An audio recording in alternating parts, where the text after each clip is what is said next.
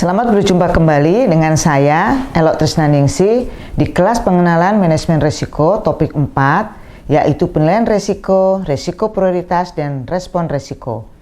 Pertemuan ini merupakan bagian kedua dan terakhir dari materi 4 dengan fokus pembahasan mengenai memberi nilai risiko, risiko prioritas, dan respon risiko.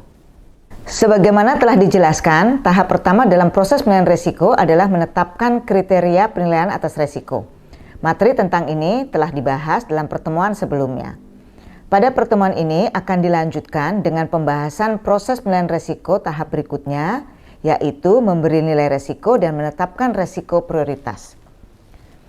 Memberi nilai pada risiko dimaksudkan untuk dapat mengukur signifikansi dari risiko, sehingga dapat ditetapkan risiko-risiko prioritas berdasarkan tingkat signifikansinya. Pemberian nilai atas risiko didasarkan pada kriteria penilaian risiko yang telah ditetapkan pada tahap pertama. Dalam memberi nilai atas risiko, manajemen perlu memutuskan apakah melakukan penilaian atas inherent risk atau atas residual risk. Penilaian atas risiko inherent dilakukan tanpa memperhitungkan kontrol atau pengendalian yang saat ini telah ada.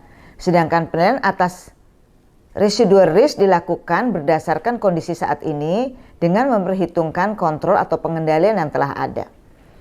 Memberi nilai pada risiko membutuhkan diskusi terbuka dan analisis data dari berbagai sumber, misalnya data dari laporan audit, catatan peristiwa kerugian di masa lalu, dan laporan industri, serta sumber data lainnya. Ada beberapa teknik untuk menilai risiko. Pada kesempatan ini disampaikan 3 teknik menilai risiko yang banyak dilakukan, yaitu melalui kuesioner dan checklist, workshop and brainstorming, serta crowdsourcing teknologi. Penilaian risiko dengan teknik kuesioner dan checklist dilakukan dengan mengumpulkan pendapat dari berbagai pihak yang terkait melalui kuesioner dan checklist yang terstruktur. Teknik ini relatif mudah namun terlalu kaku sehingga dapat menyebabkan adanya isu-isu yang tidak tersampaikan. Pada teknik workshop and brainstorming, menetapkan nilai risiko dilakukan dengan mengumpulkan pendapat dan berbagi ide atas dampak dan kemungkinan risiko yang teridentifikasi dalam suatu workshop atau lokakarya. Teknik ini dapat menghasilkan ide dan pandangan yang banyak, namun manajemen senior seringkali cenderung mendominasi dalam diskusi. Sedangkan teknik crowdsourcing teknologi, pendapat dan ide dikumpulkan dengan menggunakan mobile application yang memungkinkan semua pihak menyampaikan pandangannya atas suatu risiko pada suatu platform data. Teknik ini memberikan koleksi data dan analisis yang cepat, namun perlu untuk selalu diupdate dan diupgrade sesuai perkembangan perusahaan. Perusahaan dapat memilih lebih dari satu teknik dalam melakukan pemberian nilai risiko. Pada slide ini ditampilkan ilustrasi hasil pemberian nilai pada dimensi dampak dan kemungkinan atas risiko-risiko yang telah teridentifikasi. Nilai diberikan dengan menggunakan skala 4 tingkat dengan nilai 1 sampai 4 untuk dampak maupun kemungkinan.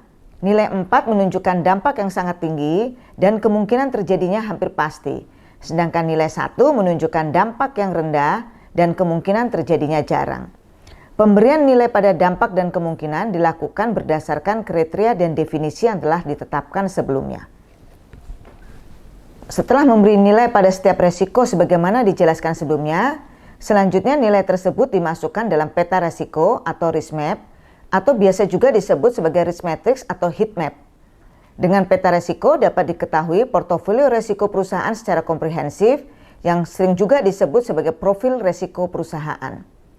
Bentuk dari peta risiko adalah sebagaimana diilustrasikan dalam slide ini, yaitu terdiri dari 2 sisi. Sisi vertikal merupakan peringkat kemungkinan dan sisi horizontal merupakan peringkat dampak. Ilustrasi ini dibuat dengan menggunakan skala 4 tingkat.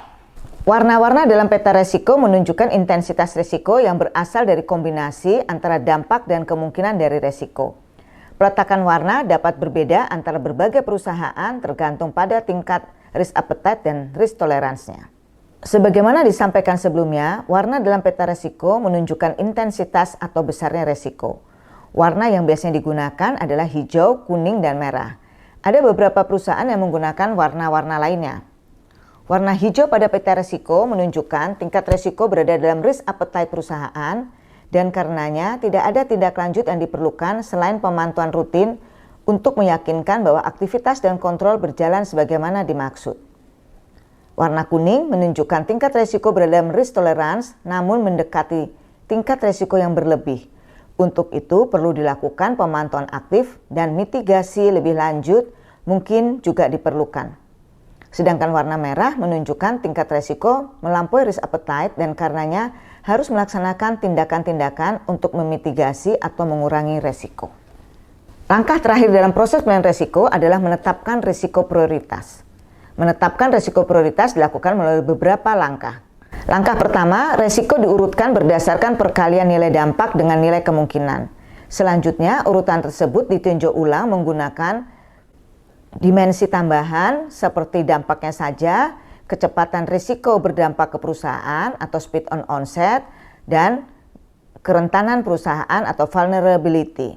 Langkah ketiga adalah membandingkan nilai risiko dengan risk appetite atau risk tolerance yang telah ditentukan. Risiko-risiko ini selanjutnya dimasukkan ke dalam peta risiko sebagaimana gambar pada slide ini. Peta risiko yang menampilkan titik-titik risiko prioritas biasanya yang berada di zona warna merah dan kuning. Disebut juga dengan profil risiko. Selanjutnya untuk risiko-risiko yang sangat tinggi dan tinggi akan dilaporkan kepada direksi dan dewan komisaris. Berdasarkan risiko prioritas, selanjutnya manajemen menetapkan respon atau tindakan yang perlu diambil atas risiko-risiko tersebut. Manajemen harus memilih dan menggunakan respon risiko yang paling tepat. Berdasarkan COSO 2017 dan ISO 2018 terdapat 5 respon risiko, yaitu terima atau accept, hindari atau avoid, kejar atau pursue, kurangi atau reduce, dan bagi atau share. Yang dimaksud dengan respon risiko terima adalah tidak melakukan tindakan apapun untuk mengubah tingkat risiko yang ada. Respon risiko hindari adalah menghilangkan risiko tertentu dengan tidak melakukan atau tidak melanjutkan aktivitas yang menimbulkan risiko tersebut. Sedangkan yang dimaksud dengan respon kejar adalah mengambil risiko tersebut, bahkan jika perlu risiko ditingkatkan dengan tujuan untuk meraih peluang yang tersedia. Respon risiko kurangi adalah melakukan tindakan-tindakan internal yang mengurangi tingkat risiko yang ada. Misalnya, meniadakan sumber risiko, mengubah kemungkinan terjadinya, atau mengubah besaran dampaknya. Respon risiko yang terakhir adalah bagi atau share, yaitu memindahkan atau mentransfer sebagian risiko dengan pihak-pihak eksternal. Menetapkan respon risiko didasarkan beberapa pertimbangan, di antaranya adalah tingkat signifikansi dari risiko atau risiko prioritas, tujuan dan sasaran perusahaan, ketersediaan sumber daya, cost dan benefitnya, yaitu perbandingan antara biaya dengan manfaatnya.